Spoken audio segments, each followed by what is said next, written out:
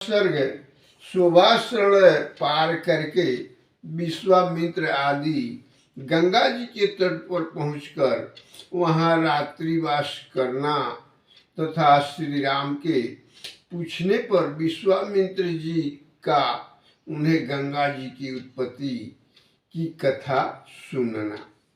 महर्षियों सहित विश्वामित्र रात्रि के शेष भाग में सुभद्र के तट पर शयन किया।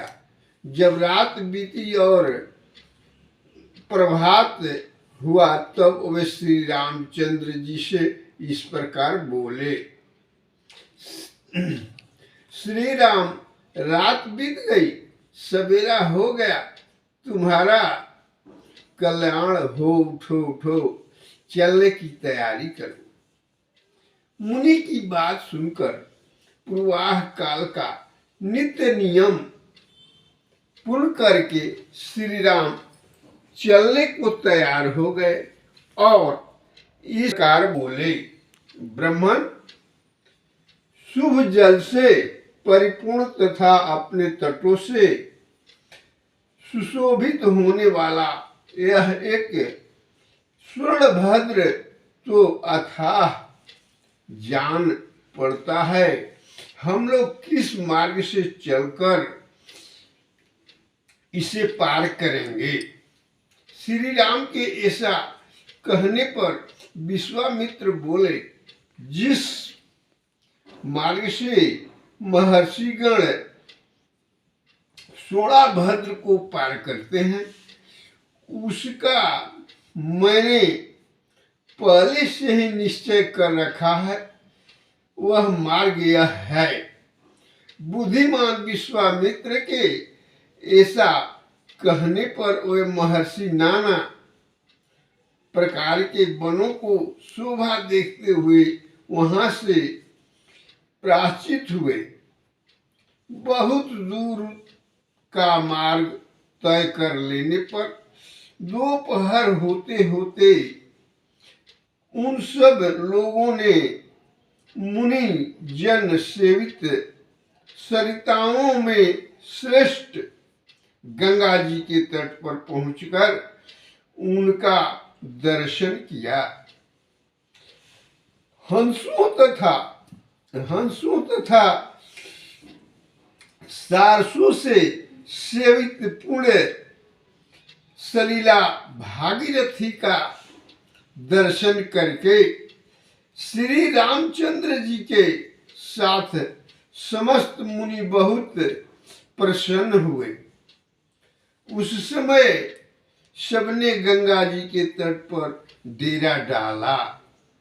फिर विधिवत स्नान करके देवताओं और पितरों का तर्पण किया। उसके बाद अग्निहोत्र करके अमृत के समान मीठे हविष्य का भोजन किया।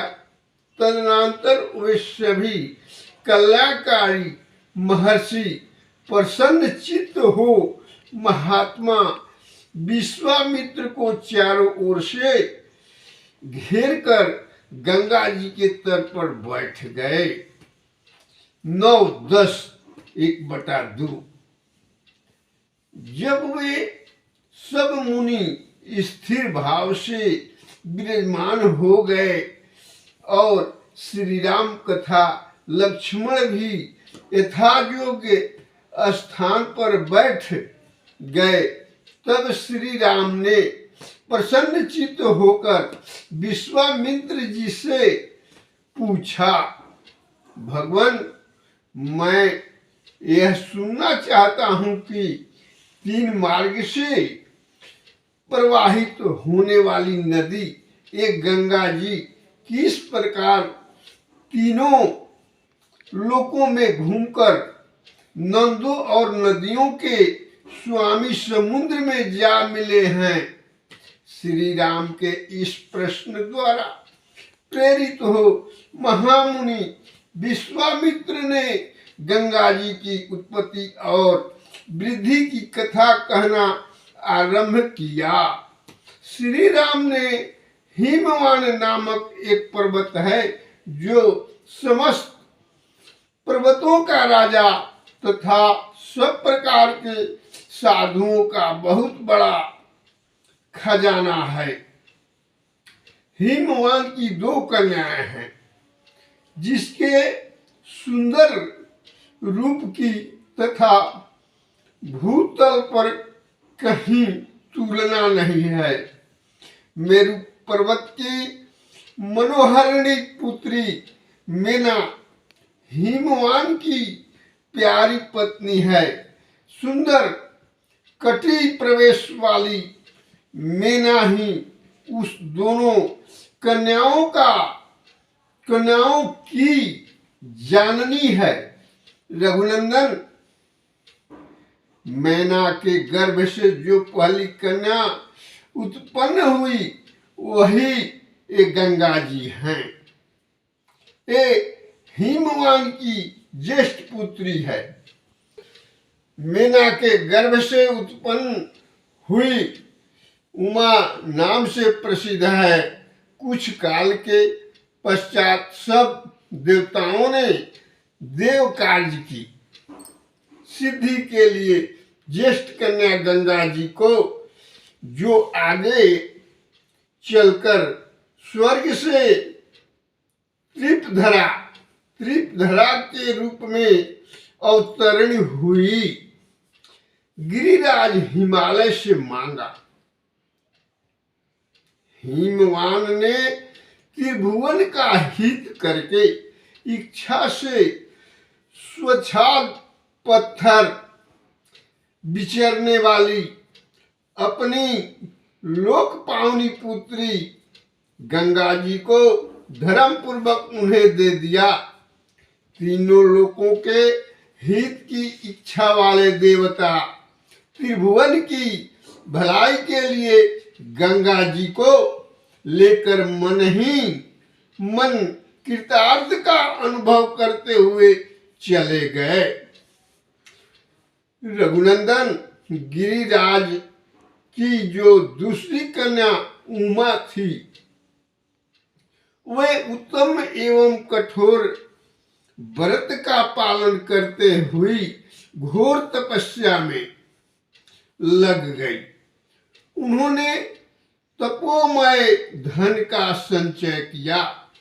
गिरिराज ने उग्र तपस्या में संलग्न हुई अपनी वह विश्व विद्यता पुत्री उमा अनूप प्रभाव वाली भगवान रुद्र को ब्याह दी।